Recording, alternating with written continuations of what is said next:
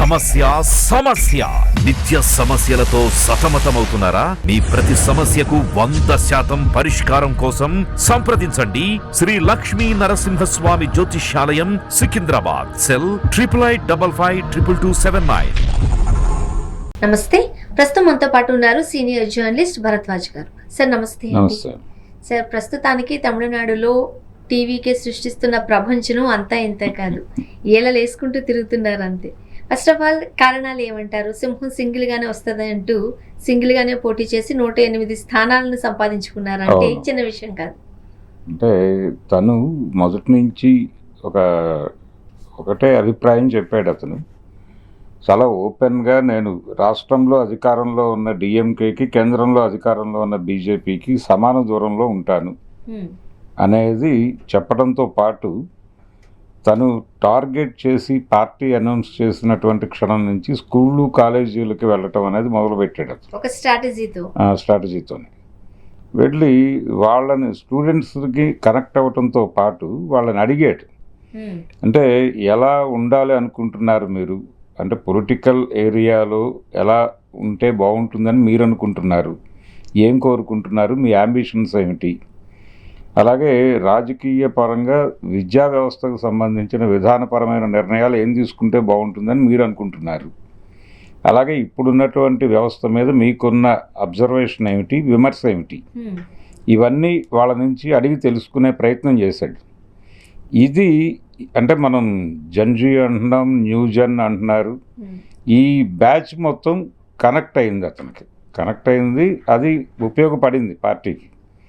దాంతోపాటు తను తీసుకున్నటువంటి నిర్ణయం, పొలిటికల్ డెసిషన్, తను ఏ రాజకీయ పార్టీతోనూ ట్రావెల్ అవ్వటం లేదు, ఏ కూటమితోనూ ట్రావెల్ అవ్వటం లేదు, నేను ఇండిపెండెంట్గా నా ప్రయత్నం నేను చేస్తాను అని చెప్పడం, ఇది జనాలకు నచ్చింది. రెండోది, తను భరోసా కల్పించాడు, నేను అధికారంలోకి వస్తాను, రాగలను డెఫినెట్గా అనేది ఒక భరోసా కల్పించి ఒక నెక్స్ట్ ఆల్టర్నేటివ్గా కనిపించాడు. అంటే యాక్చువల్గా తమిళనాడు పాలిటిక్స్లో ఒక వ్యాక్యూమ్ ఉండింది. అంటే ఏడీఎంకే పొలిటికల్ స్పేస్ని వేకేట్ చేసింది ఒక రకంగా, బీజేపీకి సరెండర్ అవటం ద్వారా. బీజేపీకి సరెండర్ అవుతున్నటువంటి సందర్భంలో విజయ్ ఎమర్జ్ అయ్యాడు. సరైన టైంలో విజయ్ పొలిటికల్ పార్టీ అనౌన్స్మెంట్ రాగానే చాలామంది నాతో సహా అనుకున్నది, ఇది బీజేపీ ఆడుతున్నటువంటి గేమ్ ఏమో అనే ఒక డౌట్ వచ్చింది.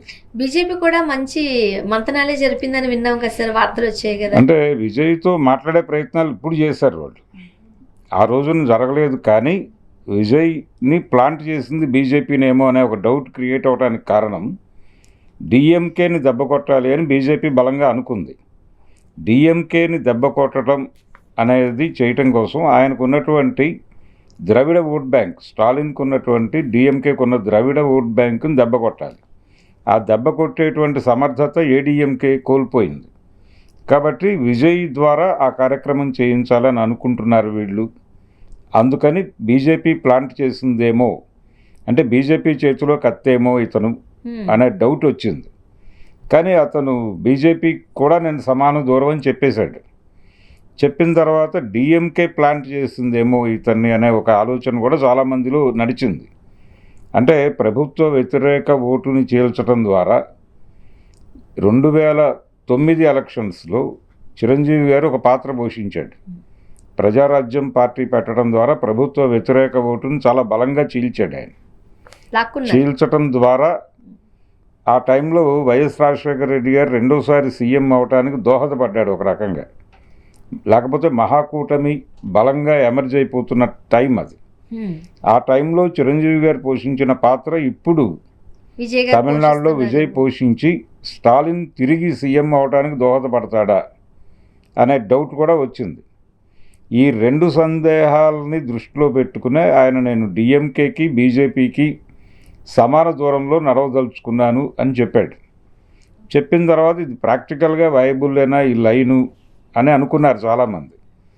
ఫైనల్గా తను అనుకున్న పద్ధతిలో ఎటువైపు మొగ్గు చూపించకుండా నిలబడిన పద్ధతి జనాలకి కనెక్ట్ అయింది, ఇతను ఆల్టర్నేటివ్ అని. అండ్ ఆయన మాట్లాడే మాటల్లోని ఆ స్పష్టత కూడా వాళ్ళకు ఒక క్లారిటీ ఇచ్చినట్లయిందేమో. డెఫినెట్గా అంకుల్ అని స్టాలిన్ గారిని ఉద్దేశించి మాట్లాడడం, అది అంటే ఎవరికైనా సరే ఆ భాష అర్థమయ్యే విధంగా మాట్లాడడం, అవును ముఖ్యంగా జంజీని చాలా అట్రాక్ట్ చేయడం, అవును ఆయన ఇచ్చిన మేనిఫెస్టో కావచ్చు, అవన్నీ ఎంతవరకు అమలు అవుతుంది అనేది మనం ముందు రోజుల్లో చూడాలి. కానీ రాబోయే రోజుల్లో ఇప్పటి వరకు ఆయన ఇచ్చిన వాగ్దానాలలోని స్పష్టత, ఆయన మాటల్లోని వాక్చాతుర్యం, ఆ ఫెరోషనెస్, అవును. ఇవన్నిటికీ తమిళ ప్రజలు పడిపోయారంటారు. అంటే పడిపోవడంగా చూడొద్దు కానీ అతన్ని ఒక ఆల్టర్నేటివ్ గా చూశారు వాళ్ళు. అంటే ద్రవిడ రాజకీయాలు, ద్రవిడ విధానాలు బాగా ఉండే స్టేట్ అది. అవును, సో తమిళనాడు. అలాంటి దానికి ఒక కొత్త నీరు కోసం కోరుకున్నారు. అయితే డిఎంకే లేదా అన్నా డిఎంకే ఇదేనా, ఇంకా వేరే దారి లేదా? డిఎంకే అన్నా డిఎంకే అన్న దీనిలో ఏడిఎంకే అనేది దెబ్బతింది. అన్నా డిఎంకే అనేది అది జయలలిత మరణానంతరం అది వీక్ అవుతూ వచ్చింది. ఈ వీక్ అవుతున్నటువంటి సందర్భంలో దీనిలో ఉన్నటువంటి ఇప్పుడు పన్నీర్ సెల్వన్ వెళ్ళిపోయి దానిలో చేరాడు డిఎంకేలో. అలా ఇది వీక్ అవుతూ వస్తోంది. ఈ వీక్ అవుతున్నటువంటి సందర్భంలో ఒక వాక్యూమ్ వచ్చింది అక్కడ. ఆ వాక్యూమ్లోకి విజయ్ వచ్చి ఎమర్జ్ అయిపోయాడు. ఈ ఎమర్జ్ అయిపోతున్న పద్ధతి అంటే జనాలు యాక్సెప్ట్ చేశారు ఇతన్ని. డిఎంకేకి ఆల్టర్నేటివ్గా ఏడిఎంకేని చూశారు అప్పటిదాకా. లేకపోతే ఏడిఎంకే అధికారంలో ఉంటే డిఎంకేని ఆల్టర్నేటివ్గా చూశారు. ఇప్పుడు విజయ్ని ఆల్టర్నేటివ్గా చూశారు.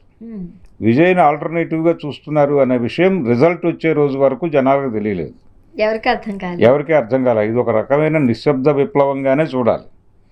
అంటే పర్టికులర్గా బీజేపీ ఎంటర్ అయ్యి ఇక్కడ పాలిటిక్స్ నడుపుతోంది అనేది సామాన్యులకు కూడా అర్థమయ్యి వాళ్ళు కంట్రోల్లోకి వ్యవస్థను తీసుకోవాలనుకుంటున్నారు. నిజానికి బీజేపీ ఎక్స్పెక్ట్ చేసింది వేరు.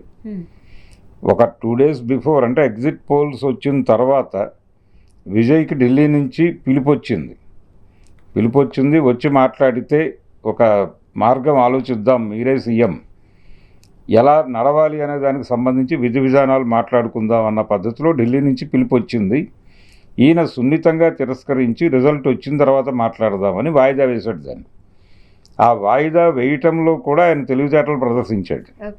సంయమనం, ఎక్కడా ఆవేశపడలేదు, తొణికిసలు ఆడలేదు. తన మీద పర్సనల్ లెవెల్లో దాడులు జరిగిన అది కూడా భారతీయ జనతా పార్టీ వైపు నుంచే జరిగింది. ఆ దాడి కూడా ఇప్పుడు ఆయన పైన కేసులు పెట్టారు, వ్యక్తిగత దూషణలకు దిగారు, ఆయన క్యారెక్టర్కి సంబంధించి మాట్లాడారు, ఆయన సినిమాలు రిలీజ్ కానివ్వలేదు, ఆయన పాటలు టీవీలో ప్లే కానివ్వలేదు, ఆయన పాటలు టీవీల్లో ప్లే కాకుండా చూశారు ఈ టైం అంతా. అంటే బ్రాడ్కాస్ట్ మినిస్ట్రీ వాళ్ళ కంట్రోల్లో ఉంది కాబట్టి వాళ్ళు అంటే వ్యవస్థల్ని మేనేజ్ చేయటం, వ్యవస్థల్ని వాడుకోవడం అనే కార్యక్రమం వాళ్ళకి స్పష్టంగా తెలుసు. అందుకని ఈసీ ద్వారా కూడా ఇబ్బందులు పెట్టాలని ట్రై చేశారు. ఇన్ని రకాల ప్రయత్నాలు, పర్సనల్ క్యారెక్టర్ అసోసినేషన్ ప్రోగ్రాము, నేరుగా బీజేపీ రాష్ట్ర అధ్యక్షుడే రోడ్డు మీదకి వచ్చి విజయ్ జనంలోకి రావడం లేదు అని చాలామంది అనుకుంటున్నారు. ఎందుకు రావడం లేదంటే త్రిష అతన్ని వదలటం లేదు అని మాట్లాడాడు. ఆ టైంలో కూడా విజయ్ రియాక్ట్ అయ్యి ఒక్క మాట మాట్లాడలేదు.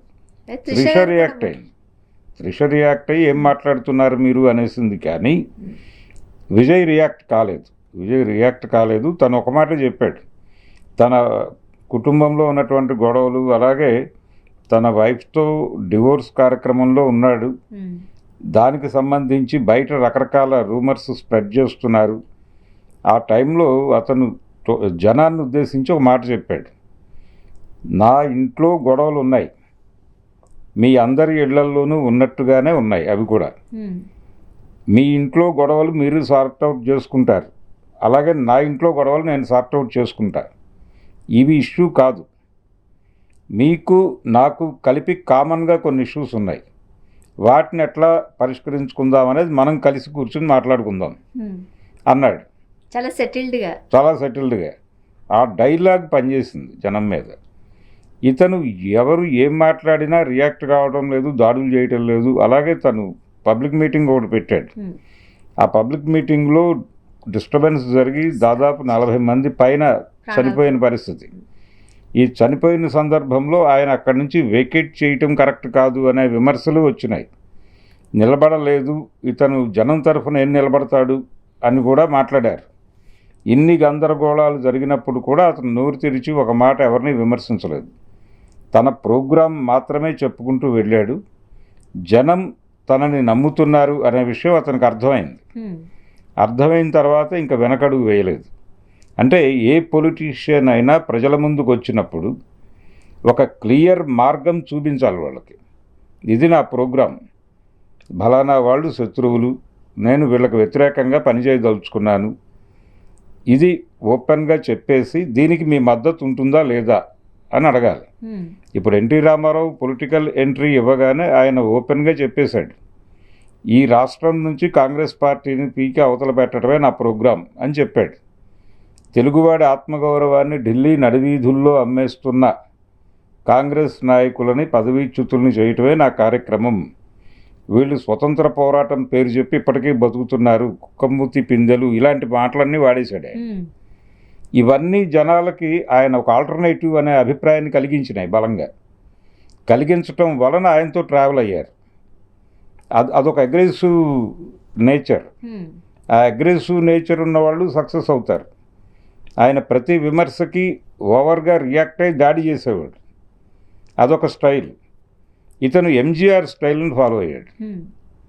ఇతను ఎన్టీఆర్ కాదు, ఎంజీఆర్ సైలెంట్గానే వెళ్ళాడు. ఈ సైలెంట్గా వెళ్ళటం అంటే 72లో ఎంజీఆర్ని పార్టీ నుంచి సస్పెండ్ చేశారు. చేసినప్పుడు అతను చాలా కూల్గా మాట్లాడారు. అంటే నన్ను బహిష్కరించారని వాళ్ళు చెప్తున్నారు, కానీ నేను వాళ్ళ పంజరం నుంచి విడుదలయ్యాను అనుకుంటున్నాను, నేను ఇప్పుడు స్వేచ్ఛగా ఉన్నాను, నా ఆలోచనలు నేను చేసుకుంటాను, నా పద్ధతిలో నేను నా జనాన్ని కోసం పనిచేస్తాను అని చెప్పాడు. అంతే తప్ప నోరు తెరిచి కరుణానిధి పేరు కానీ లేకపోతే డిఎంకేలో ఉన్న ఇతర నాయకుల పేర్లు కానీ ఆ ప్రెస్ మీట్లో మాట్లాడలేదు. ఆయన మాట్లాడకుండా ఇదే చెప్పాడు ఓపెన్గా. చెప్పి నేను కొత్త పార్టీ పెట్టబోతున్నాను, దానికి సంబంధించిన కసరత్తు చేస్తున్నాను అని ఆ తర్వాత అభిమానులతో సమావేశాలు జరిపి ఆ నెట్వర్క్ క్రియేట్ చేసుకుని నెమ్మదిగా పార్టీ అనౌన్స్ చేశాడు. చేసిన తర్వాత 77 ఎన్నికల్లో కంటెస్ట్ చేసి గెలిచాడు ఆయన. అంటే దాదాపు 5 ఏళ్ల గ్యాప్ ఉంది. ఈ 5 ఏళ్ల గ్యాప్లో ఆయన నిర్మాణం జరుపుకుని రోడ్డెక్కాడు, విజయం సాధించాడు. మొదటి ఎన్నికలోనే విజయం సాధించినట్టుగానే ఈ 5 ఏళ్ల ప్రయాణంలో కూడా ఆయన ఎక్కడ ఓవర్ స్టేట్మెంట్లు లేవు, ఎవరి మీద దాడులు లేవు. 2 ఏళ్లే అయింది పార్టీ పెట్టి, కానీ యాక్టివ్గా ఉన్నది కొన్ని నెలల నుంచే, 8-9 నెలల నుంచే కాస్త యాక్టివ్గా ఉన్నారు, అనూహ్య విజయాన్ని అందుకున్నారు. అవును, అంటే జనానికి ఇతను అవసరం అనిపించింది. అవసరం అనిపించడం అంటే ఆల్టర్నేటివ్ అనిపించాడు. నెక్స్ట్ మేనిఫెస్టోలో అవన్నీ ఎట్లా పాటిస్తారు ఇవన్నీ మనం మాట్లాడుకోవాలి. అంటే ఏడీఎంకే బీజేపీకి సరెండర్ అయిపోవడం అనేది చాలా బలంగా పనిచేసింది. బీజేపీ కేవలం ఒక స్థానానికి మాత్రమే పరిమితమైంది. అన్నామలై వీళ్ళందరూ ఏమైపోయారో కనిపించడం లేదు. ఇప్పుడు వీళ్ళు ఏమైపోయారు అని తమిళ పేపర్లలో కార్టూన్లు వేస్తున్నారు వీళ్ళ మీద. నాగేంద్రన్ అలాగే అన్నామలై వీళ్ళెవరూ కనిపించడం లేదు ఇప్పుడు ఎక్కడా కూడా. సో బీజేపీ ఆపరేషన్ తమిళనాడు అని ఒక ప్రోగ్రామ్ టేకప్ చేసింది. తమిళనాడులో డిఎంకే ప్రభుత్వాన్ని దెబ్బకొట్టాలి. డిఎంకే ఎన్డీఏకి వ్యతిరేకంగా బలంగా నిలబడిన పార్టీ కాబట్టి సౌత్ని కబ్జా చేయడానికి వాళ్ళకి 2 రాష్ట్రాలు ఇబ్బందికరంగా మారాయి. ఒకటి తమిళనాడు, 2 కేరళ. ఈ రెండింటిని ఈ ఎన్నికల్లో టార్గెట్ చేసి కంట్రోల్లోకి తీసుకోవాలనుకున్నారు. 2 దగ్గర వీలు పడలేదు. 2 చోట్ల అంటే ఇక్కడ యాక్చువల్గా వాళ్ళు అనుకుంది ఏంటంటే విజయ్ 50 దగ్గర ఆగితే వాళ్ళు పిలిచి కూర్చోబెట్టి ఏడీఎంకేని అలాగే టీవీకేని కలిపి ఒక కూటమి సెట్ చేసి మేము ఆశీర్వాదిస్తున్నాం, మీరు సీఎం అవ్వండి అని విజయ్ని పంపించి అలా విజయ్ని కంట్రోల్లో పెట్టుకోవాలని అనుకున్నారు. కానీ ఇప్పుడు విజయ్ సోలోగానే ఆయన ప్రభుత్వాన్ని ఫామ్ చేసే మెజారిటీ సాధించాడు. సింగిల్ లార్జెస్ట్ పార్టీగా ఎమర్జ్ అయిపోయింది. ఇప్పుడు ఈ 10 మంది ఎమ్మెల్యేలని కూపప్ చేయటం అనేది పెద్ద కష్టమైన పనేం కాదు అతనికి. దీనికోసం ఎవరి మీదో ఆధారపడాల్సిన అవసరం కూడా లేదు. ఆ విషయం స్ట్రైట్గా గవర్నర్కి చెప్పేశాడు ఆయన. ఒక బహిరంగ వేదిక మీద నుంచి ప్రమాణ స్వీకారానికి కూడా తను ఏర్పాట్లు చేసుకున్నాడు. ఆల్రెడీ గవర్నర్కి ఆ విషయం కూడా ఇన్ఫామ్ చేశాడు. బహుశా రేపు ఎల్లుండి ఉండొచ్చు ఈ కార్యక్రమం అని అంటున్నారు. ప్రస్తుతానికి వాళ్ళు మహాబలిపురం రిసార్ట్ బుక్ చేసుకున్నారు, మొత్తం అందరి ఎమ్మెల్యేలను అక్కడికి ఆహ్వానించారు, చర్చించుకుంటున్నారు. చూద్దాం సార్ ఏం చేయాలి. ఇది కూడా ముందే చెప్పాడు ఆయన. ఇది కూడా రిజల్ట్ కంటే ముందే గెలిచిన వాళ్ళందరూ అక్కడికి వచ్చేయండి, అక్కడ కూర్చుని మన భవిష్యత్తు ఏంటో మాట్లాడుకుందాం అని చెప్పాడు. అవును. అంటే ఇదేదో ఓవర్ కాన్ఫిడెన్స్గా మాట్లాడుతున్నాడు ఇతను అనుకున్నారు. ఎగ్జిట్ పోల్స్లో ఎందుకు విజయ్ కనరాలేదు అంటే డిఎంకే మీద వ్యతిరేకత జనంలో అంత బలంగా లేదు. డిఎంకే మీద 100% వ్యతిరేకత ఉంటే ఈ రిజల్ట్ వచ్చేది కాదు. వాళ్ళు 67 స్థానాల దాకా గెలిచారు.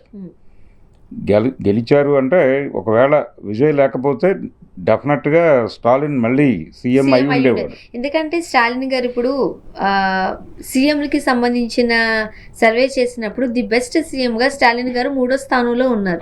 పైగా ఆయన ప్రవేశపెట్టిన పథకాలు కూడా జనాదరణ పొందే ప్రజలు ఆమోదించారు. అలాంటి ఆయన్ని ఎందుకు వద్దనుకున్నారు అంటే మీరు చెప్పినట్లుగా ఈ జంజీ ఎవరైతే ఉన్నారో వాళ్ళు కొత్త నీరు కోరుకున్నారు. కొత్త నీరు కోరుకోవటం ఒకటి, రెండోది జనానికి విజయ్ ఆల్టర్నేటివ్గా కనిపించటం అనేది ఒక ఫ్యాక్టర్ అయితే కుటుంబ పాలన అనేది ఒక అభియోగం ఉంది అక్కడ డిఎంకే మీద. అయితే ఈ సనాతన ధర్మం వాటి గురించి మాట్లాడారు, దాని వలన ఏదో కొంత తేడా జరిగింది అంటున్నారు, కానీ అది కరెక్ట్ కాదు. అలా అయితే విజయ్ వచ్చే అవకాశమే లేదు, జనాలు అలా అనుకోలేదు. చూద్దాం sir. Thank you so much. Thank you.